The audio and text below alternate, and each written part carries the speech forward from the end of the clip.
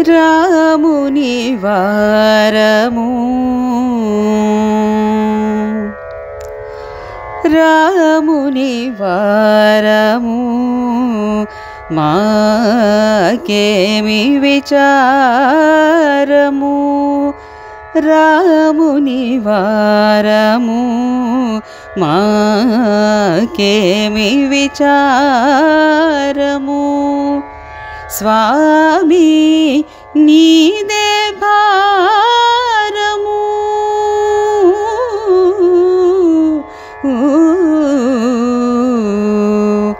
స్వామి నీదే భారము దాశరథే జీవధారము స్వామి నీదే భారము దాశరథే జీవధారము రాముని వారము మాకేమి విచారము.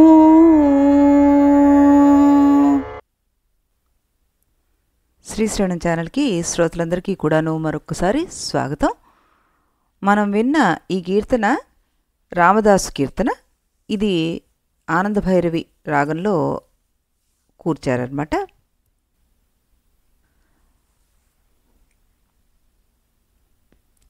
యోగ వాసిష్ఠ కథలోకి వచ్చేస్తే,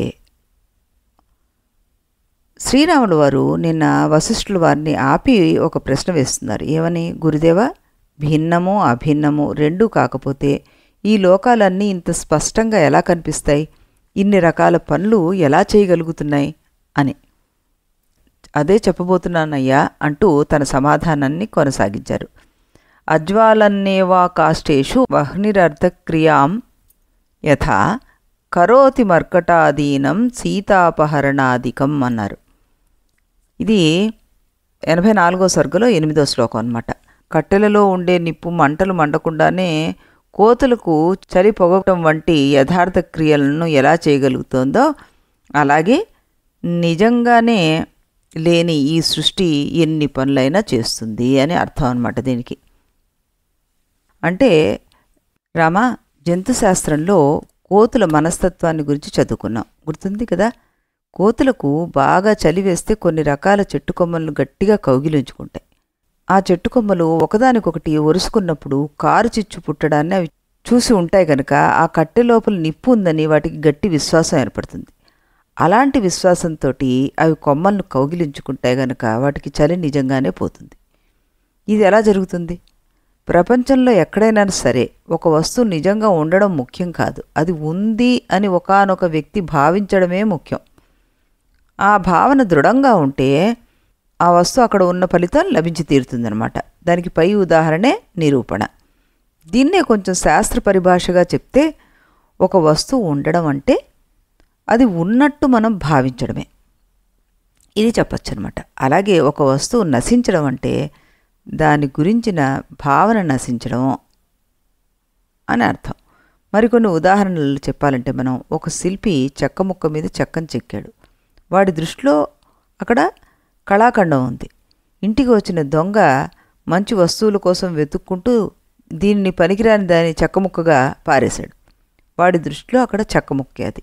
చలికి తట్టుకోలేని కోతి అదే చెక్కని కౌగిలించుకుని ఆహా ఎంత వెచ్చగా ఉంది అనుకుంటుంది. దానికి ఆ చెక్కలో నిప్పు కనిపిస్తోంది.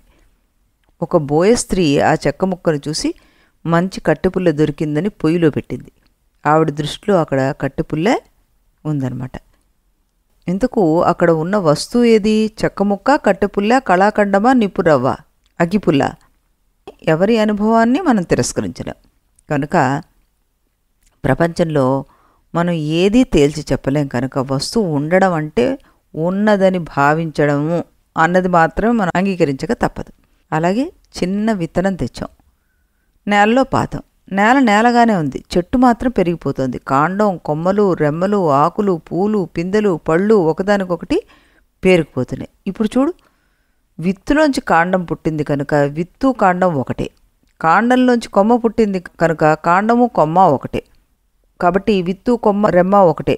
ఇలా ఆలోచించుకుంటూ పోతే విత్తు పండు ఒకటే అవుతుంది. ఇది తర్కసమ్మతంగా ఉంది కదా. ఇప్పుడు చెప్పు, మనం దేన్ని చూసి పండు అంటున్నాం? విత్తుని చూసి. మనం దేన్ని చూసి కాండం అంటున్నాం? విత్తుని చూసి. అంటే మనం విత్తునే చూసి ఒకసారి కాండం అంటున్నాం, ఓసారి కొమ్మ అంటున్నాం, ఓసారి కాయ అంటున్నాం. మనం నిజంగా విత్తుని చూసి ఈ మాట అంటున్నామా? అది లేదు. విత్తు లేకుండా చెట్టు రాదని మనకు దృఢ విశ్వాసం ఉంది. దానివల్ల విత్తును కూడా చూడకుండానే దాని మీద కాండాన్ని, కొమ్మల్ని, పూలన్నీ, పిందెల్ని, పళ్ళని ఆరోపణ చేసేస్తున్నాం. ఇదంతా దేనివల్ల జరుగుతోంది అంటే కేవలం భావన వల్లే జరుగుతోంది. రామ, ఒకానొక ద్రష్ట యొక్క భావనా బలం చేత ఈ ప్రపంచం అనేది ఏర్పడుతోంది. కొన్ని పనులు చేస్తోంది లేదా చేస్తున్నట్టు కనిపిస్తోంది. ఇలా ఎలా జరుగుతోంది? చెక్కముక్క మీద ఒకడు కళాఖండాన్ని, మరొకడు నిప్పురవ్వని, మరొకడు కట్టెపుల్లని ఆరోపించినట్లుగా విత్తు మీద ఒకడు కాండాన్ని, మరోసారి కొమ్మని, మరోసారి పిందని, ఓసారి పండుని ఆరోపించినట్లుగా పరిశుద్ధమైన చైతన్యం మీద మనం ఈ ప్రపంచాన్ని ఆరోపిస్తున్నాం. భావనా బలం వల్ల ఆ వస్తువు ఉత్పత్తి అయినట్టే భావనాశనం వల్ల అది నశిస్తుంది కూడా. అలాగే మనం ఆరోపించడం మానేస్తే ఈ ప్రపంచం కనిపించడం ఆగిపోతుంది. కనిపించే సమయంలో అది అధిష్టానమైన చైతన్యం కంటే భిన్నంగా కనిపిస్తుంది. కోతికి చెక్క ఉన్న చోట దానికంటే భిన్నమైన నిప్పు కనిపిస్తోంది కదా. ఇది అలాగే.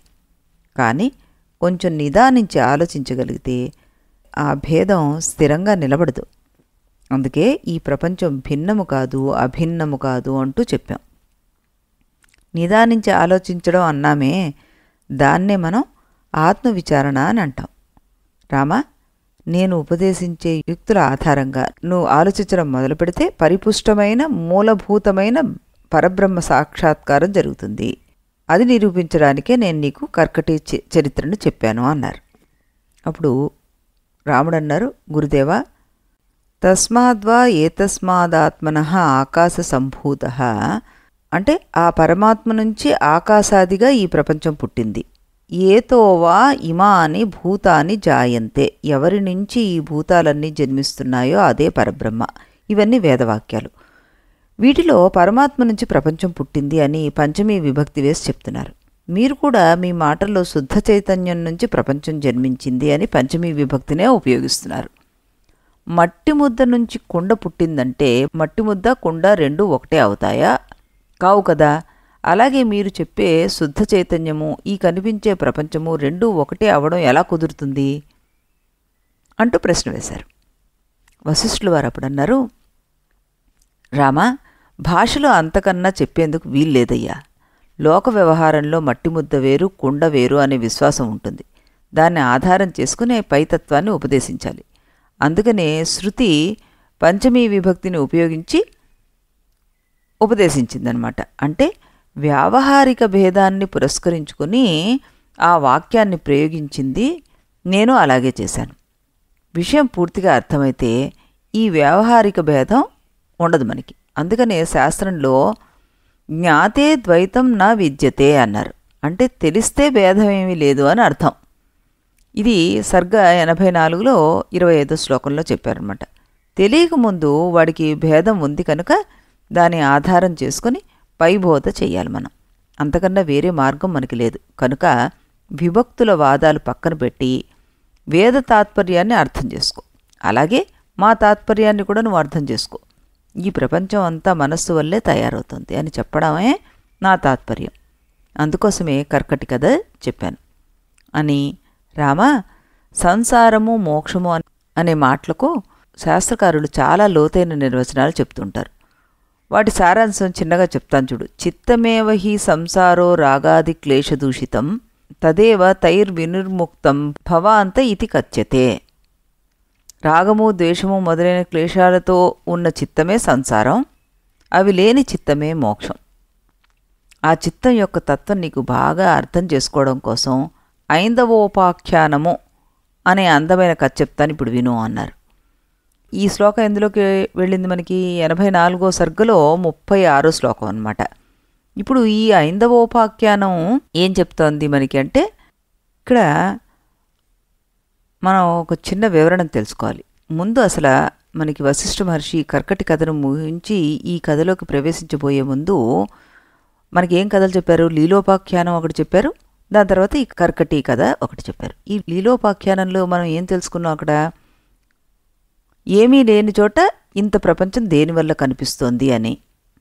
రెండో ప్రశ్న, మోక్షం కోసం కృషి అసలు ఎందుకు చేయాలి అని. ఇది పారమార్థిక దృష్టితో వేసిన ప్రశ్న. మొదటిది తాత్విక దృష్టితో వేసినది.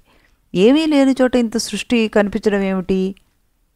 ఇది వ్యావహారిక ప్రశ్న కదా. ఈ రెండు ప్రశ్నల్లో పారమార్థిక దృష్టి ప్రశ్నకు పారమార్థిక దృష్టితోటి సమాధానం చెప్తున్నారు మన వశిష్ఠుల వారు. వ్యావహారిక దృష్టికి సంబంధించిన దానికి వ్యావహారిక దృష్టితో సమాధానం చెప్తున్నారు. అయినా ఈ చర్చ తేలడం లేదు. కారణం ఏంటి? రాములు వారు కూడా మనలాగే రెండు దృష్టులను కలగాపులగం చేసేసుకుని గందరగోళంలో పడిపోతున్నారనమాట. అంటే తాత్విక దృష్టి వేరు, వ్యావహారిక దృష్టి వేరు, దాన్ని కలుపుకోకూడదు అన్నది మనం నిశ్చయించుకోవాలి. అయితే ఈ గందరగోళాన్ని ఆయన గుర్తించారు కాబట్టి రాముడికి పారమార్థిక దృష్టిని వ్యావహారిక దృష్టిని విడదీసి చూపించాలని, అందులో వ్యవహార కల్పితమైన బంధమోక్ష వ్యవస్థను గురించి వివరించాలని అనుకున్నారు. అందుకే 67వ సర్గలో ఆయన మాయాతత్వాన్ని వివరించి చెప్పారు. వశిష్ఠ మహర్షి చెప్పదలుచుకున్న సిద్ధాంతం ఏమిటంటే, ఏమీ లేని చోట ప్రపంచం కనిపించడం భ్రాంతి. దాని కారణం పూర్వ సంస్కారం. దీనికి ఆది లేదు, అంతం మాత్రం ఉంది. ఈ అంతం పేరే మోక్షం. ఇదే వ్యావహారిక బంధం, మోక్ష వ్యవస్థ. వ్యావహారిక బంధ మోక్ష వ్యవస్థ అన్నమాట. దీనికి భిన్నంగా పారమార్థిక దృష్టి ఎలా ఉంటుంది? ఆ దృష్టిలో బ్రహ్మకు అజ్ఞాన స్పర్శే ఉండదు, జీవుడు లేడు, దృశ్యం లేదు. ఇక మోక్షం ఎక్కడి? కనుక మోక్ష ప్రయత్నమే లేదు. ఈ రెండు దృష్టిని విడదీసి చూడాలి. అలా చూపించేందుకోసమే ఈ సూచికోపాఖ్యానాన్ని మనకు అందించి చెప్పి, ఒక రాక్షసి బ్రహ్మవేత్తగా ఎలా మారింది, అలా మారడానికి కారణం దానికి ఒక జన్మలో 2 దేహాలు రావడం ఏమిటి, అలా దేహాలు మారడం వల్ల తాను శరీరం కంటే భిన్నంగా ఉన్నాననే జ్ఞానం ఆవిడకి కలగడం ఏమిటి, చివరికి ఆ రాక్షసి ఎవరి వరంతోనూ పని లేకుండానే ఆత్మజ్ఞానాన్ని పొందగలిగింది. అయినా రాక్షసి శరీరం అలాగే మిగిలి ఉంది. అందువల్లే ఆవిడకి ఆకలేసింది. కానీ పూర్వంలాగా జీవుల్ని హింసించబుద్ధి కాలేదు దానికి. ఈ కల్పన వల్ల బ్రహ్మజ్ఞానం కలిగిన ప్రారబ్ధం మిగిలి ఉన్నంతవరకు దేహం, దేహ ధర్మాలు యథాతథంగా మిగిలి ఉంటాయని, మనస్సంస్కారం మాత్రం మారిపోతుందని వశిష్ఠుల వారు నిరూపించారు.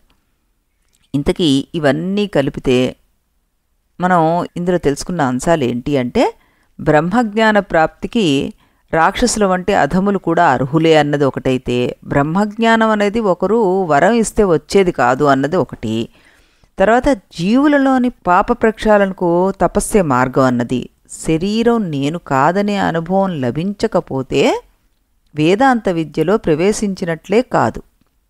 అలాంటి ప్రవేశం లభించాక ఆ పైన సాధనకు విచారణ ఒక్కటే మార్గం.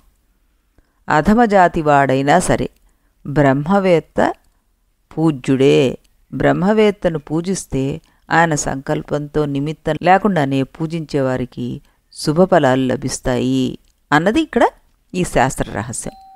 సూటిగా చెప్పలేదు. ఇక్కడ శాస్త్ర రహస్యాలు 2 ఉన్నాయి. ఏమిటవి? బ్రహ్మవేత్త సకల దేవతా స్వరూపుడు అవుతాడు కనుక ఆయనకు చేసే పూజ సంబంధిత దేవతలకు చేరి ఫలితాలు వచ్చేస్తాయి. బ్రహ్మవేత్తకు మిగిలి ఉన్న పుణ్యం అంతా ఆయనను అభినందించే వారికి చెందుతుందని, ఆ కర్మశేషంలో మిగిలి ఉన్న పాపం అంతా ఆయనను నిందించే వారికి చేరుతుందని వేద ప్రమాణం ఉంది. ఈ 2 కారణాలను దృష్టిలో పెట్టుకుని వశిష్ఠుడు ఈ కందరా పూజల వివరణ ఇందులో మనకి చేశారనమాట. ఆ తర్వాత ఇంకా మనం ఇందులో గ్రహించాల్సిందేంటి? ఈ సందర్భంలో వశిష్ఠుడు ఉత్తమ గ్రామ దేవతలు ఏర్పడే విధానాన్ని వర్ణించి చెప్పారు. అది కూడా మనం గుర్తుపెట్టుకోవాలి. అలాగే పండితులు పదాలకు కొత్త కొత్త అర్థాలు చెప్తూ ఉండడం, ఉన్న దేవతలకు కొత్త కొత్త పేర్లు పెడుతూ ఉండడం మొదలైన అంశాలు కూడాను ఇక్కడ చర్చించారు. విషూచి వ్యాధి వర్ణన సందర్భంలో ఇన్ఫెక్షన్ వ్యాపింపజేసే స్థానాల వర్ణతోటి మనకి సైంటిఫిక్గా కూడాను ఆయన ఇక్కడ చక్కటి వివరణ ఇవ్వడం జరిగింది. వీటన్నిటికంటే మించి వశిష్ఠ మహర్షి నొక్కి చెప్పిన అంశం ఒకటి ఉంది. అది కర్కటి రాక్షసి కొత్త కొత్త శరీరాలను ధరించే సందర్భాల్లో ఉంది. కర్కటి కొత్త శరీరాలను ఎలా ధరించగలిగింది అంటే తన మనస్సంకల్పం వల్లే అంటూ అక్కడ వర్ణించారు. తద్వారా ఆ వశిష్ఠ మహర్షి చెప్పదలుచుకున్నది ఏంటంటే, ప్రపంచంలో అన్ని దేహాలను సృష్టించేది ఈ మనస్సే అని. ఆ తర్కాన్నే ఇంకొంచెం పెంచితే ఈ ప్రపంచం మొత్తం సృష్టి చేసేది మనస్సే అనే సిద్ధాంతం వచ్చేస్తుంది. దీన్ని నిరూపించడం కోసమే ఈసారి ఆయన 5వ ఉపాఖ్యానం అని మొదలుపెట్టబోతున్నారన్నమాట. ఈ సిద్ధాంతం ఇప్పుడు ఎందుకంటే లీలోపాఖ్యానంలో దేశకాల దృశ్యాలు లేవని తేల్చారు ఆయన. ఆ పైన జరిగిన చర్చలో లేనివే ఎలా కనిపిస్తున్నాయనే ప్రశ్న వచ్చింది. దానికి భ్రాంతి, పూర్వ సంస్కారాలు అంటూ సమాధానం చెప్పారు. సంస్కారం అనేది మనస్సును ఆశ్రయించుకుని ఉంటుంది అని చెప్పడంతో శాస్త్రీయంగా చెప్పాలంటే సంస్కారాల సమూహమే మనస్సు అన్నది అదే భ్రాంతిని కలిగిస్తుందని, భ్రాంతే ప్రపంచాన్ని సృష్టి చేస్తుందని, ఈ వరుస క్రమంలో ప్రపంచ కర్తృత్వం మనస్సుకే పట్టిందనమాట. దాన్ని నిరూపించాలి. దానికోసమే ఈయన 5వ ఉపాఖ్యానాన్ని మొదలుపెట్టారు.